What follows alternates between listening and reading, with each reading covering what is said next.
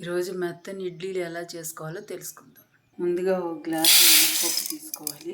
ఒక గ్లాస్ మినపప్పుకి 2.5 గ్లాసులు ఇడ్లీ రవ్వ తీసుకోవాలండి.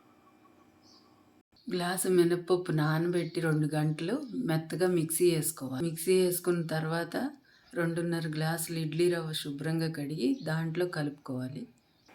ఇలా యాడ్ చేసుకొని ఇలా ఈ కన్సిస్టెన్సీలో ఉండాలండి పిండి. రుచికి సరిపడా సాల్ట్ కూడా యాడ్ చేసుకోవాలి. ఇప్పుడు ఇడ్లీ పాత్ర తీసుకొని ఇడ్లీ వేసుకుందాం. ఇలా ఈ కన్సిస్టెన్సీలో ఉంచి కనీసం 15 గంటలు బయట ఉంచాలండి. అప్పుడు పిండి బాగా పులిసి ఇడ్లీలు బాగా పొంగి మెత్తగా వస్తాయి. ఇది నేను రెడీ చేసుకున్న పిండి. ఇప్పుడు ఈ పిండితో ఇడ్లీలు వేసుకుందాం. ఇప్పుడు ఇలా వేసుకొని మూత పెట్టి 10 నిమిషాలు మీడియం ఫ్లేమ్లో ఉడకనివ్వాలి. 10 నిమిషాల తర్వాత ఇలా తీయండి ఫ్రెండ్స్. ఇలా ఉడుకుతాయి.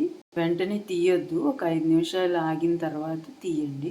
ఒక 5 నిమిషాల తర్వాత తీస్తే కట్ అవ్వకుండా చాలా స్మూత్గా వస్తాయండి. అంతే ఫ్రెండ్స్. ఇలా ప్లేట్లోకి తీసుకొని ఇలా కొబ్బరి చట్నీ ఇలా పప్పుల పొడితో సర్వ్ చేసుకోవటమే. ఇలాగే కాస్త నెయ్యి వేసుకోండి, చాలా బాగుంటుంది.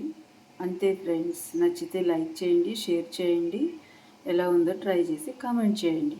అలాగే సబ్స్క్రైబ్ చేసుకోండి. బాయ్.